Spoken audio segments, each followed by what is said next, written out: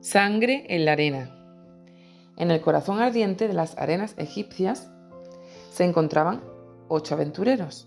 6 de ellos eran arqueólogos y 2 eran amigos que habían encontrado en su aventura. Leo, Martín, Julia, Nelly, Nadia, Víctor, Amina y Samir. Leo era el líder del grupo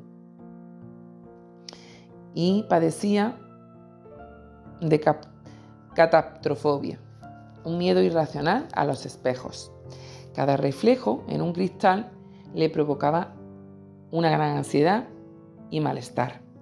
Martín, el aventurero, sufría de isoptrofobia, el temor a ver su propio reflejo en los espejos.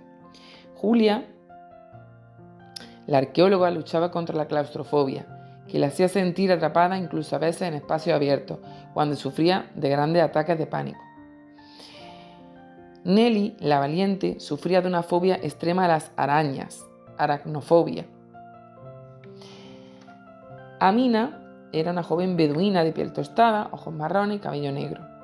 Los jóvenes habían ido con ese gran entusiasmo a excavar tesoros, a encontrar jeroglíficos y reliquias antiguas. La controversia surgió cuando descubrieron un espejo antiguo, tallado con unos símbolos muy misteriosos. Al mirarse en él cada uno, sus fobias se empezaron a intensificar. Leo vio su reflejo distorsionado y sintió que algo lo acechaba desde el otro lado. Martín, al ver su imagen, temió que el espejo lo atrapara para siempre.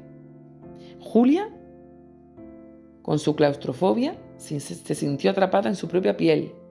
Nelly, con su aracnofobia, imaginó todo tipo de arañas emergiendo del cristal que la cubrían y que cubrían todo su cuerpo. La arena milenaria parecía tener secretos oscuros.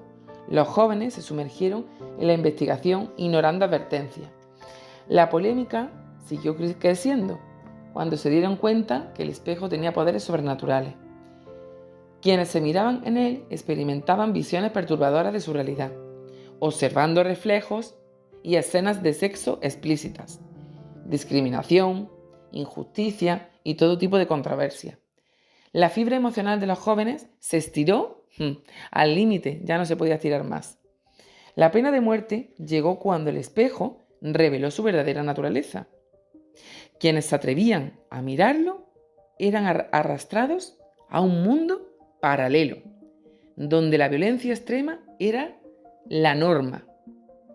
En un acto desesperado, los jóvenes rompieron el espejo. ¡Cataplum! ¡Pum! La violencia cesó por el momento, pero sus vidas habían cambiado para siempre. Por el momento, atrás habían quedado sus fobias. Ahora, en las noches estrelladas, los jóvenes, Leo, Martín, Julia y Nelly, miraban al cielo como si fuera un espejo, recordando lo que habían pasado, lo que habían sentido y los malos ratos que habían pasado. Los jóvenes, atrapados en sus fobias y deseos, se encontraron en una sociedad dividida. Por un lado, la riqueza y por otro lado, el poder. Leo, el líder, se enamoró de Amina, una joven beduina que vivía ermitaña, rodeada de naturaleza y animales. Su amor era una relación que desafiaba la desigualdad económica y cultural.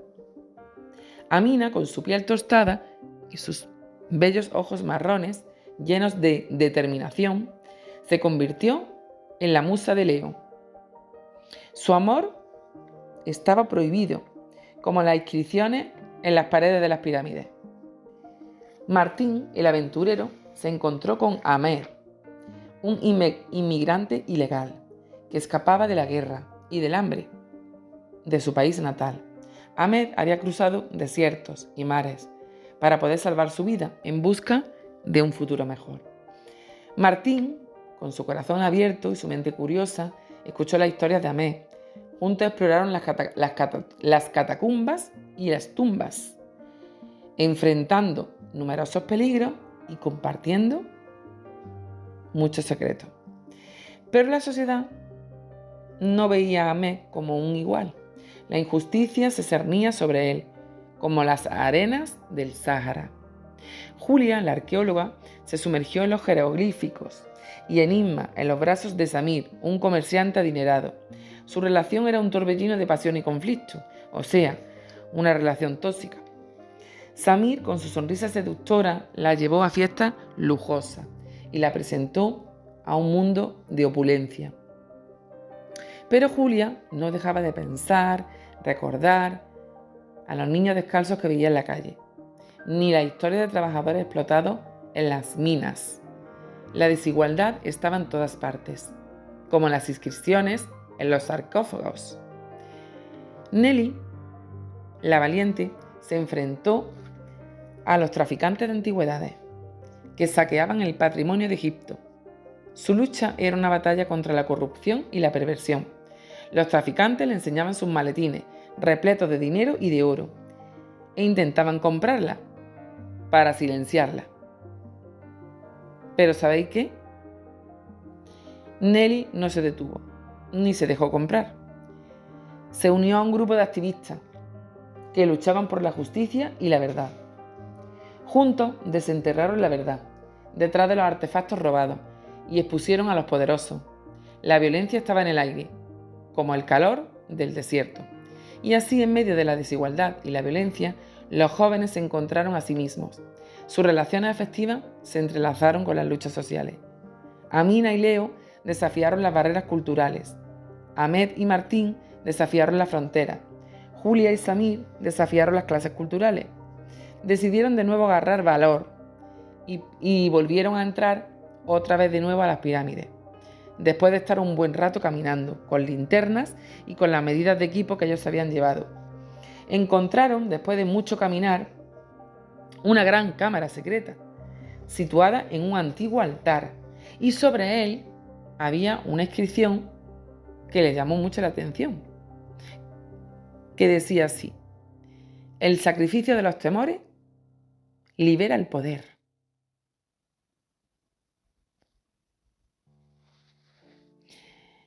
Y volvieron a leerla. El sacrificio de los temores libera todo poder. En ese momento, la perversión se apoderó de ellos. La idea de liberarse de sus miedos para siempre era tentadora. ¿Qué sacrificarían? ¿Sus almas? ¿Sus esperanzas? ¿Sus vidas? La polémica rugía en sus corazones mientras debatían entre sí. De pronto, tomaron una decisión. Nelly se arrodilló y ofreció su fobia, que era la aracnofobia, allí mismo, de rodillas. Julia se le cayó su linterna, liberando también su miedo, que era la claustrofobia. Leo, temblando, miró su reflejo en un espejo y dejó que su hidrofobia se desvaneciera. En ese momento, la pirámide tembló fuertemente. Parecía que todo se iba a desmoronar. Las paredes se resquebrajaron y entonces una luz cegadora los envolvió. Sus miedos se disolvieron en el aire y en su lugar sintieron una fuerza indomable. La resolución fue impactante. Se volvieron invulnerables, inmortales, algo que no se esperaban, pero también perdieron algo esencial: su humanidad, su esencia. Se convirtieron, familia, en criaturas de la noche, cazando a los vivos para alimentar su poder.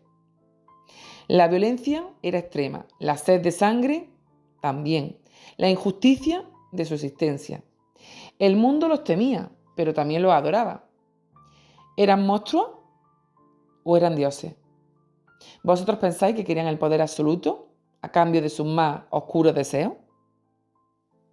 ¿Qué sacrificaríais por el poder de vencer vuestras propias fobias? A la pirámide, y en ese mismo espacio donde se encontraban ellos, apareció una pareja, que era Nadia y Víctor. Nadia, en su aversión a la injusticia, anhelaba un mundo donde los culpables pagaran por sus crímenes. En cambio, Víctor, con su sed de violencia extrema, soñaba con un dominio donde él fuera el verdugo de todo el mundo. ¿Qué sacrificarían por un mundo a su medida? ¿Sus almas? ¿Sus esperanzas? ¿Su cuerpo? De pronto cada uno dejó caer su miedo en el altar y la pirámide tembló con su poder liberador, superando su miedo. Pero Víctor se convirtió en un carnicero.